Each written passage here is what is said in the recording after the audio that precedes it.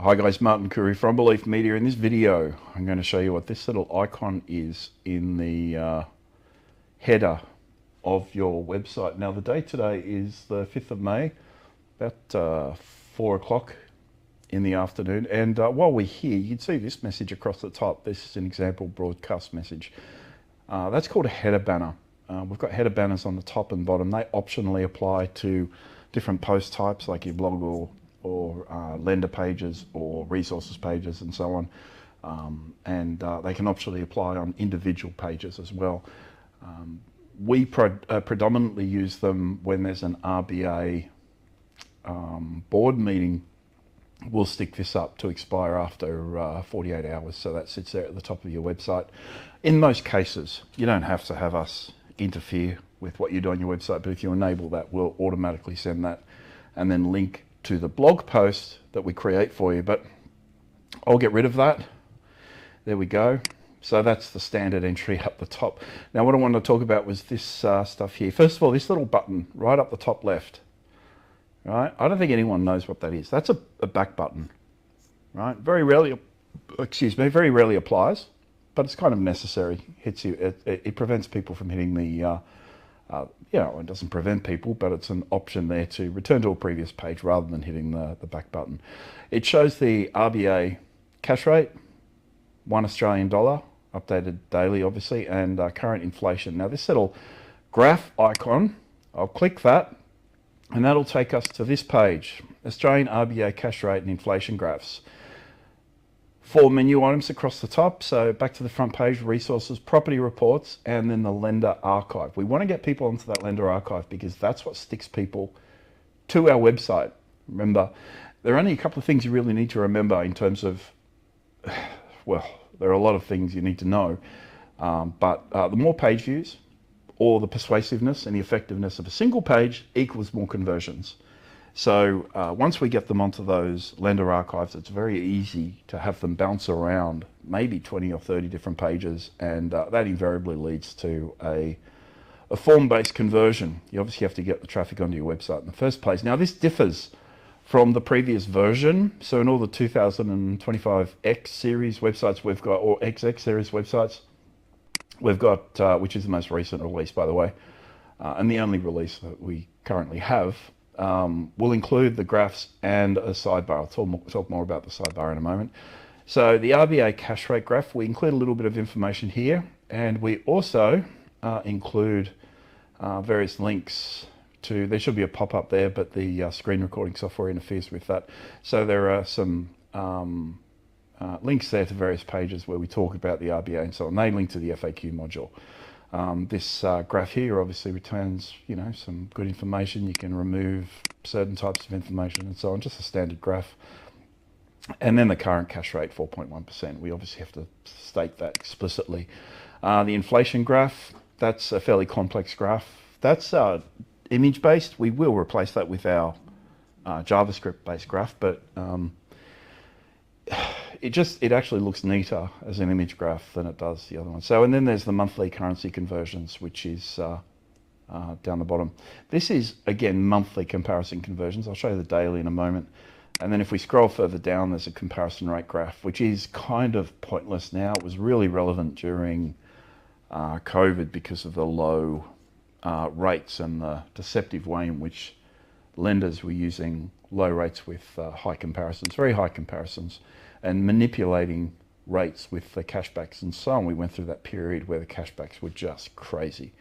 So for all of these, there is a little bit of information, and all of them will link to applicable FAQs. Let's click on this daily graph, and that brings us up to just the daily graph here, and you can obviously remove these currencies if you'd like to, and so on. I'll just bounce through those a bit.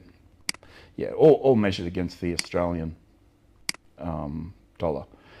Now the sidebar is only visible on desktop in some cases, and it will stick, I think. No, this one doesn't stick. And it's only visible, I think, on desktop. Oh no, on this one, sorry, it squeezes below the content, so resizes to 100%. Again, we have Obviously the bookmarks, it's the reason we have the sidebar, in fact, is the bookmarks, because sidebars objectively decrease conversions, right?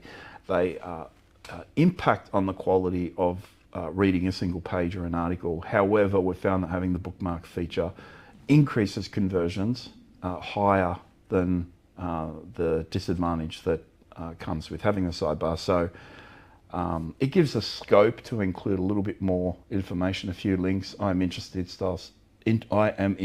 in style stuff, first home, refinancing, investment, building a home, and so on, which are the big four we tend to include in most cases where we've got a limitation of 4 types of options. But we do link here to finance and property glossary, and I'll pull that up actually while I'm talking, and the finance quotes, because they've changed a little bit and they will change a little bit more.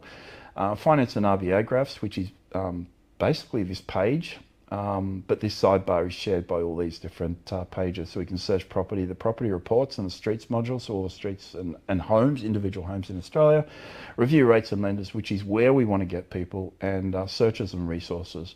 And I will create another video on the searches and resources so you are aware of how that has changed as well, and then just some standard lender data stuff there. Now the question is then, why do we have it? Why does it exist?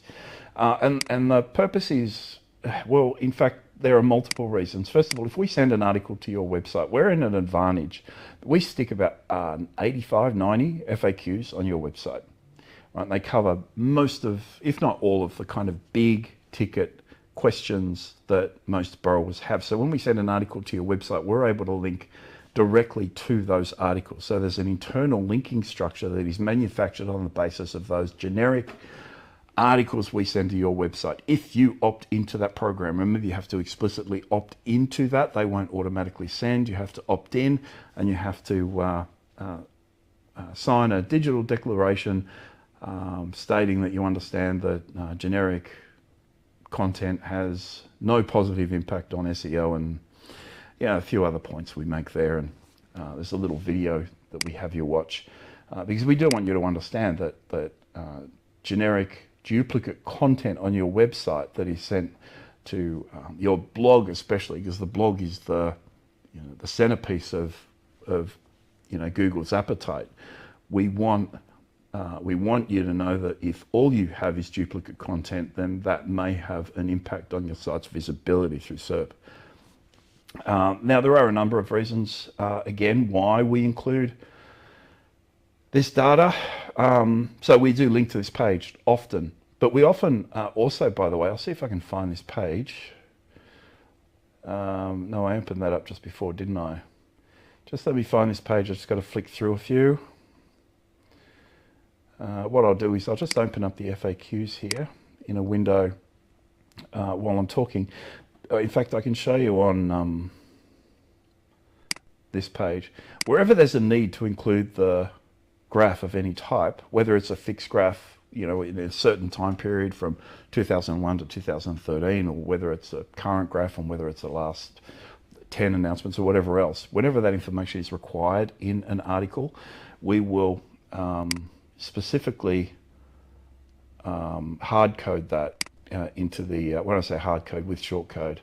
RBA statement archive, no, that's not necessary as well. It's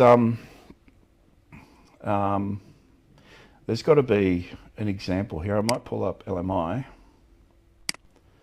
and I think I pulled up another article here. I should have really had this prepared, so I apologize for the tardiness. No. Gee, that's poor form. So, okay, who is the RBA fixed rates we set? I would have thought that we would have linked to a page. Oh, there we go. I think it would have been that page on the RBA. So anyway, I'll just pull this up, or it's on. Let me just check these other links here. No. This one. I apologize for bouncing through this, guys. It is worth mentioning, just like with LMI, where there's a need for content within an FAQ, like a calculator as such, which is what I'm showing here. We will show you that calculator within the blog post. We will not link to another page. The worst case scenario is we will launch a calculator modal.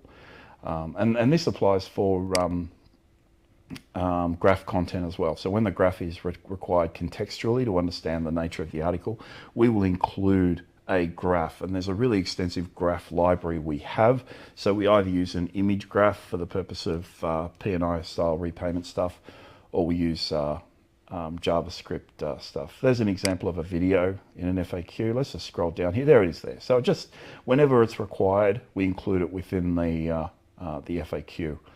So that's all I wanted to show you. I've obviously got some resources here on this page as well. And we've got a second video. And it looks like a third video for some dumb reason. I'll have to have a look at that because I don't understand why. So that's that, guys. I just wanted to show that. Now, I did say we'd look at the glossary page, which has changed a little bit. Here it is here. And the only change is we have applied this sidebar to the glossary page. It was very naked before, and you couldn't really bounce around. There weren't many options.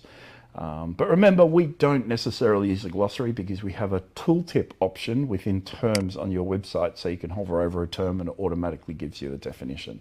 So the glossary is really, once again, for SEO, and it's one of those required staples of any finance website. And the quotes page, it's probably the most pointless page on your website. Without question, it's the most pointless page on your website. Just a bunch of quotes. We are going to divide these up into category because there's hundreds there. So we're going to just spit them out into categories and have them laid out in an accordion format. It's part of the entertainment nature of your site. It's not meant to provide any real substantive value. All right, so that's that, guys. That's the little icon up here. It's not clicked on very often. In fact, less than 2% of people click on that little icon. However, let me have a look at the numbers. I've forgotten. 94.7% of everyone that clicks on this page will click on another link. All right, and then 92.6%, which is a very, very significant number, by the way, of everyone that clicks on a link from this page to another page will click onto the next page. And then it starts to drop off. In fact, it drops off quite rapidly unless they land on the page we want them on, which is either the Streets module to search property or lender data, or give them onto an FAQ page or something similar that is going to engage them and keep them stuck on the page. Remember, video is the way in which we do that. So I just wanted to bring your attention to this particular button, the changes that are made, and it's a U-Butte feature. Personally, I don't think, we used to give this graph away for free. We just stopped it because people got one thing for free and kept on asking for more free stuff. So we just dumped it and